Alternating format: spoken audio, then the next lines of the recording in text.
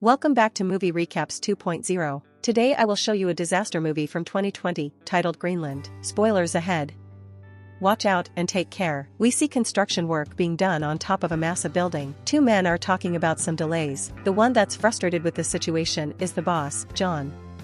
Moments later, he's driving his car, listening to the radio about an interstellar comet that will fly by close to Earth. He arrives at a suburban neighborhood and walks up to a house, reluctant to go in. He enters a room where a woman is seen on a treadmill. That's Ally, his wife. They have an awkward conversation surrounding their child, Nathan, and his upcoming birthday party. The son arrives and is excited to see him. They go to his room and talk about a drawing he made of the coming comet, named Clark. As they're laying on the bed, it's revealed that the boy is a diabetic. They talk about John's separation from his mom. Later, the three of them are in living room listening to the news about the comet. The interstellar body is moving fast toward Earth and is made up of many pieces of ice trailing behind it. That night, he's seen moving back in the house, taking a guest room. The next morning, a dad is listening to the news about the comet again. They're saying that pieces of the comet will fall on Earth, but that there's no reason to worry. While he's cleaning the grill for the upcoming party, Ally walks in and tells him that he needs to go to the store to pick up a few things. He takes his son with him, and while still at the parking lot, everyone is looking up at the sky. They see the comet approaching. Inside the store, as they are shopping, John gets a presidential alert on his phone and then an automated call. No one else in the store is getting the same alert. He is informed that him, along with his wife and his son, are chosen for emergency shelter relocation. The same alert is shown in the house TV, but Ally doesn't see it. John quickly leaves the store with his son. As they're driving home, he sees military vehicles and planes going the other way. When they arrive home, the people have already gathered for the party. John goes to talk to Ally in the kitchen and asks her if she got the same alert. She dismisses him, thinking it's just a test, but he tells her about the military he saw on the way, suspicious about what's happening with the comet. Both of them come back to the living room, where everyone is watching the news, expecting to see a part of the comet hitting the Atlantic Ocean. No one is worried as an image of the fragment is shown on the TV screen, and the kids start counting down. When they reach to 1, waiting to see the splash in the ocean, nothing happens for a moment. There's a little earthquake and John walks out of the house. He sees a flock of birds flying away, when suddenly a massive shockwave hits him over, felt inside the house as well. He comes back in and everyone is scared, still listening to the news. The newscaster announces that the piece has impacted a city in Florida with a shockwave that was felt for thousands of miles. The city was completely destroyed. As an orbital shot of the comet hitting is being shown on the news, the people wonder if more pieces will hit the planet. John gets another presidential alert. The call plays on both his phone and the TV, so everyone can see what the message says. None of the others are getting the same message, which states that John can't take anyone else to the shelter, except his family. He gets a security code to enter the plane on his phone. The others leave in a panic. John and Ally are packing, worried if they'll have enough insulin for the boy. The child asks about his grandpa. Ally is preparing food and listening to the terrifying news, as John goes to get Nathan, who says that the sky is on fire. Pulling out of the driveway, they see that none of their friends got the same call. One of them tells the family that the news is reporting that a huge piece of the comet, called Planet Killer, will hit the Earth in 2 days. As they are leaving, another neighbor runs to them, begging to take their daughter. John refuses and they drive off, arguing in the car that even if they did take her, she might have been turned away at the airbase. Later, as they are driving, people are seen already looting the stores. Suddenly, they drive up to a massive traffic jam on the highway and John goes the other way, taking a side road. They're listening to the news on the radio, saying that there have been more impacts and others are expected, which might take out entire cities or even cause an extinction-level event. They arrive at the airbase, being guarded by the military. People are gathered around the doors, because they're not being allowed in. The family pushes through the crowd and is allowed entrance, with the barcode they received. Once inside, they are given wristbands for personal identification and are told to move all their things into one smaller bag. Suddenly, they realize the insulin for Nathan is gone and John goes to take it from the car. Ally goes to tell the soldiers about her husband, but tells them about the boy's diabetes and causes a problem. She's taken to a superior officer that informs her that someone with a chronic condition can't be on the plane. Ally tries to reason with her, but she gets turned down. She and her son get escorted out of the base. Meanwhile, John comes back and is headed toward the planes looking for them, unaware of what is happening. John boards one of the planes that's about to take off and tries to reach Ally, but can't.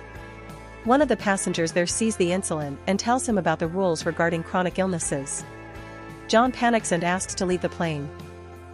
Suddenly, the base gets breached and people start shooting toward the military. The plane that John was existing has a fuel leak, so he tells everyone to get out and runs away. The plane explodes and causes a chain reaction. John finds out about his family being rejected, as the two of them are already back at the Nathan is already low on insulin. The chaos in front of the base continues, so John takes a while to get back at the car too. Once there, he finds a message from Ally that she's taking Nathan to her dad's place, so John goes after them. On the road there, Ally and the boy get to a pharmacy. She checks his blood sugar and they go to find insulin for him. Suddenly, a gang walks inside and starts shooting, killing people all around. They manage to escape and get into a car with some people that will take them part of the way to her dad's. The couple Ally is riding with start acting strangely very fast. Eventually, they throw her out the car, take her wristband and drive off with her son, leaving her stranded on the highway. Meanwhile, John is lucky enough to find a ride up north as well. Inside the truck, John sparks a conversation with one of the men, Colin, who tells him that they are headed to Canada where the driver knows someone that has a plane and can take people to the shelters. Apparently, the military has set up the shelters on Greenland. The man tells him to find his family and meet him in Canada, so they can take one of the planes too. Another one of the people in the truck eyes John's wristband and demands that John gives it to him, but when he refuses, a huge fight unfolds. The fighting causes the truck to swirl and crash, throwing the people from the back out. The fight continues regardless, and John ends up killing the guy. Colin dies in the crash. In the meantime, Ally gets another ride toward the base where the people that took Nathan are headed. He is still seen riding with them when they get to the airport base. At the first stop, as they are showing the wristbands, the boy tells the soldier that those people are not his parents, and the soldier gets them escorted away, taking him inside. Later, Ally gets there too and tries to find him, from one stop to another, from one medical unit to another. She finally finds him and she's informed that he's been given insulin. The nurse says she'll help Ally find a military transport to her father's city and that she will stock her with medicine for Nathan. John breaks into a house for some water and food. He checks the news immediately, only to see that the main impact is expected in just under 24 hours. He finds keys to the family's car and takes it, getting to Ally's dad fast. He finds him playing cards with his buddies, asking about his daughter. They decide to put their differences aside and work together to find her and Nathan. Meanwhile, the two of them arrive at a gas station and call the house. John and her father go to pick them up and the family is finally back together. All of them get back to the house and see that the information John got about the shelters was true. He convinces Ally that they should go to Canada and try their luck, so they prepare for the journey there. Unfortunately, they can't convince Ally's father to join them. Suddenly, a giant piece of the comet falls nearby, prompting them to go immediately. Ally's father gives John a gun and says his goodbyes, staying behind as they drive away. John and Ally reconnect during the drive, promising to stay together. They stop for a blockade along the road, when debris from the fragments are falling everywhere. Ally gets in the back to cover Nathan, while John tries to find shelter. They stop near a bridge, where others hide as well, but John runs off to help a man out of a burning car. Later that night, they continue their journey and pass into Canada. While searching for the airport, they listen to the radio and discover that they don't have much more time until the biggest part of the comet hits Earth and destroys more than 75% of all living things. As they drive, they see one plane getting air and another almost taking off, so they chase after the second one. John stops the plane by driving right in front of it. The pilot is reluctant to take them in, since he is already at full capacity, but they succeed in convincing him. John has a dream about better times, and when he wakes up, they are approaching Greenland. The place seems unaffected by the comet, until a moment later a fragment impacts the water and creates a shockwave that hits the plane. Both engines are failing as the glide trough the air, landing smoothly, but hit the glacier. The pilots are pinned on impact, but John isn't able to help them. He sees a military plane land a mile away, so he shows the people from the plane there, and when they arrive, a military truck takes them in and gets them to the shelter. As they are going inside, the planet killer hits. The impact will reach them in a matter of minutes, and the people are still getting deeper inside the shelter. Once inside, they brace for impact and a flashback is seen of their previous life, when they were happy together. 9 months later, the planet is desolated. Cities ruined completely. A radio signal is searching for survivors and establishes a connection, informing the receiving end that the dust has settled and there is no radiation. The hatches of the shelter open and reveal that the family is still alive, facing the ruin of the planet.